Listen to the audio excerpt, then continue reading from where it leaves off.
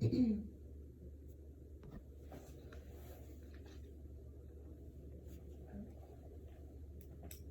okay. Today we are interviewing our school principal, Ms. Hamilton, for our IL 620 Director of Personnel interview. Can't do this morning.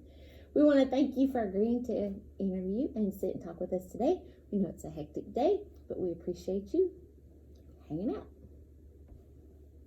So our professor introduced us to Malcolm Gladwell, who is an author, a journalist, and does research on hiring practices.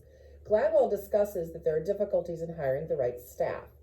We have come up with a set of questions we'd like to discuss with you on your hiring process as a school principal.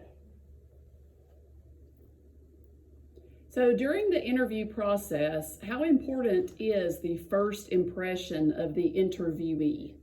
I think it's very important. I think it tells you a lot about the person, and about what kind of employee they will be. Right. Yeah. Are you more likely to hire someone on the spot or someone you've seen in action, like somebody who's been at the school for student teaching or been a substitute, or is it just a gut instinct? It's kind of a combination of the two. The district requires us to interview at least 3 people anytime we have a position open, but it is always an added bonus if I can see somebody in action during a practicum or student teaching. We've even asked in interviews before, given a situation in the classroom, how they would teach a certain subject or topic, just to kind of get an idea of what their skill set is. Right. Throw a scenario at them and see how. Mm-hmm. So if people that student teach in the school, if they're really good, that would be a plus, because you would be able to see them in action at your school. Definitely. And I always, anytime we have student teachers, try to go sit in and observe them so that I can see firsthand whether this is somebody that I'm really interested in if we have a position open, Mm-hmm. or whether this is somebody that maybe I need to let them slide. And if they've student taught at a neighboring school, you call a principal and say, hey, what's your take on this person? Absolutely. We always call and check references. Mm-hmm. And with the shortage of teachers right now, Jai Hill, who is the assistant director, he actually came by yesterday. He was out visiting all the student teachers, and they are currently, anybody that graduates in December, they're sending out those people that are willing to stay in Jefferson County, their resumes out to all the principals. And I know there's at least 2 that have already been hired, so to speak, as soon as they graduate, to fill unfilled positions in the county now. Okay. We were basically told at a principal's meeting, if we had student teachers in our building, if they were any good, we needed to let a friend know. If we knew that a friend had an opening, or if we had an opening, we didn't need to let them get away. Awesome. So what are your thoughts on the tenure for school employees? And do you feel the rules governing tenure should be reformed? I absolutely feel they should be reformed. To me, as a classroom teacher, I was a classroom teacher for years. If you're a good teacher, you shouldn't have to worry about tenure. You're going to have a job. I think it's almost a crux, for people.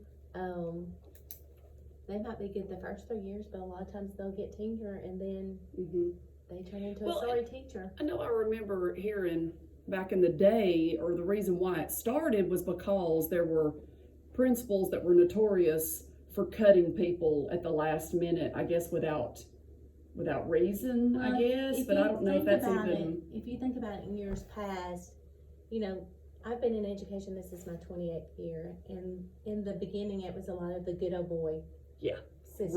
Right. It was all in who you knew. Yes. And I think there were some people that were quality teachers that may have been cut that probably shouldn't have been cut, just because of, hey, you're my buddy, I'm gonna hire you to teach whatever. But now there's so much in place, as far as evaluations and all of that kind of stuff, that I would think that it would not be as much of a... And the hiring process, like I said, we're required to interview at least 3 people. Right. All right, so what are the most important attributes that you look for in a classroom teacher? I want somebody that, knows their content, Mhm. but they're also open, especially as a new teacher, open to being coached. Somebody that's willing to do the work, and somebody that's a team player. Mhm. So, what happens? We learned about the mismatch of that. Sometimes what we look for and what we end up getting are not the same thing. How would there be questions or things that you would change to avoid a mismatch happening? Or, you talked about the good old boy tradition. That, of course, would be a mismatch. But is there something specific that you would change to avoid having that mismatch of what I thought I was getting is there was a question or something you missed? One thing that I've done differently over the years, like when I first started as an AP principal, whenever we'd have a position, it typically just be me in the interview. Right. We've kind of gone to a committee, having other people, because sometimes other people in the interview may pick up on things that maybe I don't pick up on. And then we kind of, after we interview, we'll debrief about it. There's a rubric on the interview scoring guides for everybody to rate, and then we kind of go by that. What are the most common issues that you've dealt with when you're hiring or trying to hire? Trying to find a good quality candidate's been a issue here the past few years. The applicant pool for teachers is just not very deep right now. Do you feel like people still think that it's a cush job? Oh, they're off at 3, they're off in the summer. Like, I know for years that's not, people really don't understand what it means to be a teacher and how hard you have to work. So many people still think it's a Well, I can give you a good example. Fluff job. Allison, is teaching at Warrior, and she called me and she's like, I'm exhausted. Like, this is hard, She's watched me all these years being my child and growing up in the school, but I just don't think people realize all the extra outside of just going in the classroom and performing those daily duties. Right. And some of these people that, because there is such a shortage right now, and they have put in place that we can hire people on an alternative certificate, people that have no experience. They may have a degree. Allison's degree is in political science, but she's in a 5th-year program, or there's people in business. We've had people, like I got the board report yesterday on the school board meeting, that have resigned already. Like, they've taken these jobs and they've already resigned, and it's gonna be November next week. Right. They just don't know what they're getting themselves into. Well, what is a common problem just overall with personnel? What do you see just overall? If we've not hit that, or if we've already hit it, we can move on. But And young teachers, being, if it's their first job right out of college, classroom management. Yeah.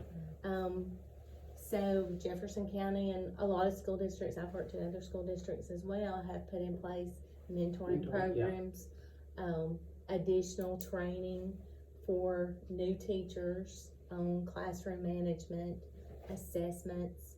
They don't teach all the assessments that you guys have to give. right. In the college setting. There's a lot of things. New teachers, they try to prepare them as much as possible, but you can't prepare them for everything. Right. So that leads us to this next question we're thinking about. Would you rather have that new teacher fresh, that's that untrained, that you can mold into what you want to have, that high quality teacher, or would you rather have the seasoned teacher that's transferring in that you might not know and you might get that mismatch? Which would you rather? I'd rather have a new teacher. I like the idea of having the experience, and if you know that person, that's a plus. But to get somebody blindly that you don't know, it can be tough. And sometimes it's not always what you think you're getting. Because with tenure, then You're stuck. Mm-hmm. and would you think that that's a benefit of tenure when you get that new new teacher? that they have that 3 years where that's almost like they're training Yes, to see whether or not they're that good fit. Mhm.